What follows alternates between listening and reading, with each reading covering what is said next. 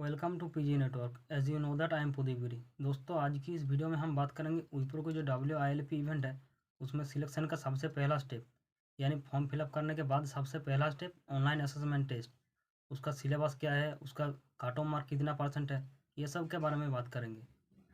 मैंने 28 जून को super set platform में जाके अपना फॉर्म भरा था। उसके बाद 6 जुलाई को एक मेल रिसीव हुआ था जिसमें बताया गया था आपका ऑनलाइन असेसमेंट टेस्ट जो कि 10 जुलाई दोपहर 2 बजे की होगी, और उसके बाद 13 जुलाई को ही मेरा रिज़ल्ट डिक्लेयर हो गया था। इसका सिलेबस क्या है, इसका कट ऑफ मार्क कितना % है, ये सब जानने के लिए इस वीडियो को बिना स्किप के एंड तक देखिए। दोस्तों, और एक बात, 95% वीडियो देखते हैं लेकिन चैनल को सब्सक्राइब नहीं करते। पहले आप इस चैनल को सब्सक्राइब कर लीजिए और साथ में बेल आइकन को भी प्रेस कर लीजिए। दोस्तों, और एक बात, इस वीडियो को अपनी सभी दोस्तों के साथ शेयर भी कर दीजिए ताकि विल की सिलेक्शन की सिलेबस क्या है, इसका कट ऑफ मार्क कितना % है, ये सब के बारे में उन लोगों को भी अच्छे से पता चल जाए।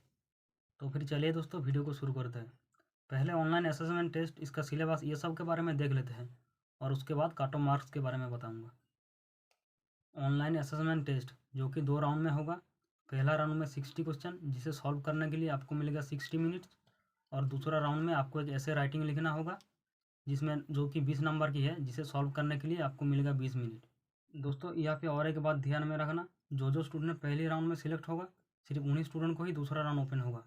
नहीं तो यहाँ पे बहुत सारे स्टूडेंट परेशान हो जाता है कि मेरा दूसरा राउंड ओपन ही नहीं हुआ। अगर आपको दूसरा राउंड ओपन नहीं हुआ तो इसका मतलब आप पहले राउंड में ही सिलेक्ट नहीं हो पाए। तो फिर चलिए दोस्तों, वीडियो को शुरू करते हैं और पहला राउंड में क्या क्या सिलेबस है वो देख लेते हैं। पहला राउंड में 3 टॉपिक है। पहला राउंड का पहला टॉपिक क्वांटिटिव यानी मैथ, जो कि 20 नंबर की है, जिसे सॉल्व करने के लिए आपको मिलेगा 20 मिनट। दूसरा राउंड लॉजिकल रीजनिंग यानी GI, ये भी 20 नंबर की है, इसे सॉल्व करने के लिए आपको मिलेगी 20 मिनट। और तीसरा राउंड वर्बल यानी इंग्लिश, जो ये भी 20 नंबर की है, इसे सॉल्व करने के लिए आपको मिलेगी 20 मिनट। तो फिर चलिए दोस्तों, पहले वर्बल यानी इंग्लिश के बारे में देख लेते हैं। इंग्लिश, अगर इंग्लिश का पेपर है और उसमें सिनोनिम एंटोनिम नहीं है, ऐसा हो ही नहीं सकता। इसे अच्छे से प्रिपेयर करना, क्योंकि हर गवर्नमेंटल एग्जाम में सिनोनिम एंटोनिम से क्वेश्चन आती है और विल में 2 से 3 क्वेश्चन आती है सिनोनिम एंटोनिम से। उसके बाद आता है यूरो करेक्शन, इससे भी विल में 2 से 3 क्वेश्चन आती है। Next topic article preposition and conjunction, इस टॉपिक से 3 से 5 क्वेश्चन आती है। अब next topic voice change and narration change, इस टॉपिक से 2 से 3 क्वेश्चन आती है। अब नेक्स्ट कॉन्टेक्सचुअल वोकाबुलरी, इस टॉपिक से 1 से 2 क्वेश्चन आती है। देन सेंटेंस फॉर्मेशन, इस टॉपिक से 0 से 3 क्वेश्चन आती है। अब next sentence improvement and construction, इस टॉपिक से 1 से 2 क्वेश्चन आती है। Then next topic subject verb agreement, इस टॉपिक से 2 से 3 क्वेश्चन आती है। और एक अनसीन पैसेज आती है जिनमें से 4 से लेकर 6 क्वेश्चन आती है। मैंने जब एग्जाम दिया था तब 5 क्वेश्चन आई थी, लेकिन मैंने अनसीन पैसेज को पढ़ा ही नहीं, सारी क्वेश्चन के अनुसार ऑप्शन ए को सिलेक्ट कर दिया था। लेकिन आप ऐसा मत करना, मैंने ऐसा इसीलिए किया था क्योंकि मैं जब एग्जाम दिया था तब जो अनसीन पैसेज था वो बहुत बड़ा था और नेगेटिव मार्किंग भी नहीं था, तो इसीलिए मैंने ऐसा किया था। नेगेटिव मार्किंग अभी भी नहीं है, लेकिन अगर आपके पास टाइम है तो आप पहले पैसेज को अच्छे से पढ़िए फिर आंसर करिए। और एक बात, आप ग्रामर पोर्शन को अच्छे से देखिए। वर्बल यानी इंग्लिश का सिलेबस बता दिया। अब दूसरा टॉपिक लॉजिकल रीजनिंग यानी GI का सिलेबस देख लेते हैं। रीजनिंग का सबसे पहला टॉपिक ब्लड रिलेशन, जिनमें से हर साल एक क्वेश्चन जरूर आती है। देन कोडिंग एंड डिकोडिंग, इस टॉपिक से 0 से लेकर 2 क्वेश्चन आती है। उसके बाद डायरेक्शनल सेंस, इस टॉपिक से 0 से लेकर 2 क्वेश्चन आती है। उसके बाद ऑब्जेक्टिव रीजनिंग, इस टॉपिक से 0 से लेकर 3 क्वेश्चन आती है। देन ऑड मैन आउट, इस टॉपिक से 1 से लेकर 2 क्वेश्चन आती है।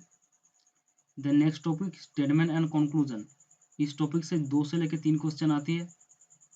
देन एनालॉजी एंड क्लासिफिकेशन, इस टॉपिक से 1 से लेकर 2 क्वेश्चन आती है। Then coding and number series, इस टॉपिक से 1 क्वेश्चन आती है। देन सीटिंग अरेंजमेंट, ये बहुत इंपॉर्टेंट टॉपिक है, इस टॉपिक से हर बार 2 से लेकर 3 क्वेश्चन आती है। Then next topic data sufficiency, इस टॉपिक से 1 से लेकर 2 क्वेश्चन आती है। देन इनफारेंट मीनिंग, इस टॉपिक से 2 से लेकर 3 क्वेश्चन आती है। देन लॉजिकल वर्ड सीक्वेंस, इस टॉपिक से 2 से लेकर 3 क्वेश्चन आती है। देन डाटा अरेंजमेंट, इस टॉपिक से 1 से लेकर 2 क्वेश्चन आती है। देन सिलोजिज्म, ये भी एक इम्पोर्टेंट टॉपिक है, इस टॉपिक से हर बार 1 से लेकर 2 क्वेश्चन आती है। उसके बाद मैथमेटिकल ऑर्डर, इस टॉपिक से 1 से लेकर 2 क्वेश्चन आती है। ऑनलाइन असेसमेंट टेस्ट की पहला राउंड का दूसरा टॉपिक लॉजिकल रीजनिंग, इसका सिलेबस के बारे में बता दिया।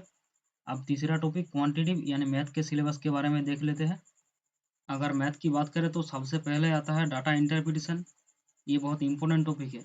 हर बार इनमें से 2 से लेकर 3 क्वेश्चन जरूर आती है, सो इसे अच्छे से प्रैक्टिस करना। उसके बाद आती है प्रोबेबिलिटी, इनमें से 1 क्वेश्चन आती है। उसके बाद क्लॉक एंड कैलेंडर, इनमें से 0 से लेकर 1 क्वेश्चन आती है। Then next permutation and combination, इनमें से 0 से लेकर 1 क्वेश्चन आती है। उसके बाद number system and HCF and LCM, इनमें से 0 से लेकर 1 क्वेश्चन आती है। उसके बाद आता है परसेंटेज, इनमें से 2 से लेकर 3 क्वेश्चन आती है। उसके बाद एलिगेशन एंड मिक्सचर, इनमें से 1 से लेकर 2 क्वेश्चन आती है। उसके बाद ratio and proportion and average, इनमें से 1 क्वेश्चन आती है। Then next work and time, इनमें से 1 से लेकर 2 क्वेश्चन आती है।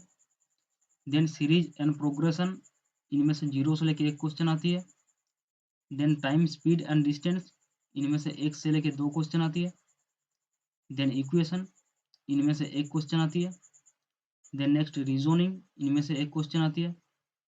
उसके बाद जियोमेट्री, इनमें से 0 से लेकर 1 क्वेश्चन आती है। देन अरेंजमेंट एंड सीरीज, इनमें से 1 क्वेश्चन आती है। सो दोस्तों, पहला राउंड का हर एक टॉपिक के फुल सिलेबस के बारे में बता दिया। अब चलते हैं दूसरे राउंड पर। लेकिन यहाँ पे दोस्तों एक बात ध्यान में रखना, अगर आप पहले राउंड में सिलेक्ट होंगे तो ही आपके लिए दूसरा राउंड ओपन होंगे, वरना नहीं होंगे। ये पहले भी बता चुका। तो फिर चलिए दोस्तों दूसरे राउंड पर चलते हैं। दूसरा राउंड है रिटन कम्युनिकेशन टेस्ट। इस राउंड में आपको एक ऐसे राइटिंग लिखना होगा जो कि शायद 120 से लेकर 150 वर्ड के बीच में। अगर आप इससे कम लिखेंगे तो आपका सिलेक्शन चांसेस बहुत कम है, क्योंकि काउंट कंप्यूटराइज होगा। और स्पेलिंग मिस्टेक ज़्यादा मत करना, और बैक पेज को जितना कम हो सके प्रेस करना, नहीं तो जितना बैक पेज यूज़ करेंगे वो सारे के सारे एरर के खाते में जाएगा। पहले ही बताया था काउंट कंप्यूटराइज होगा। सो दोस्तों, ऑनलाइन असेसमेंट टेस्ट का 2 राउंड के बारे में बता दिया। पहला राउंड का फुल सिलेबस भी बता दिया। अगर आपको फिर भी कोई डाउट है तो आप कमेंट में जाके पूछ सकते हैं। तो फिर चलिए दोस्तों, अब कट ऑफ मार्क्स के बारे में देख लेते हैं। कट ऑफ मार्क ये डिपेंड करता है हर स्टूडेंट एवरेज कितने % नंबर अर्जित किया है इसके ऊपर। अगर आप मान लो 10 कैंडिडेट एग्जाम दिया है और उसमें सभी कैंडिडेट 50% से ऊपर अर्जित किया है, और जिनमें से 6 कैंडिडेट 60% से ऊपर अर्जित किया है, और बाकी 4 कैंडिडेट 50% से ऊपर अर्जित किया है लेकिन 60% से कम अर्जित किया है, तब सभी कैंडिडेट को तो सिलेक्ट नहीं करेंगे ना। तब क्या करेंगे, तब वो 6 कैंडिडेट को सिलेक्ट करेंगे और बाकी 4 कैंडिडेट को रिजेक्ट करेंगे। ऐसे बनता है कट ऑफ मार्क।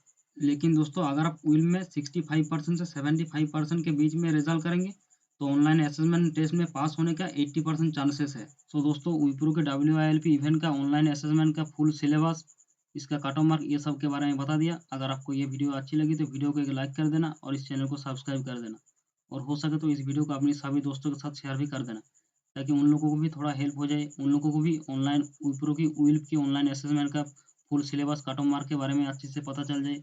तो फिर चलिए दोस्तों, आज की इस वीडियो में बस इतना ही। मिलते हैं अगले वीडियो में, तब तक के लिए खुश रहिए।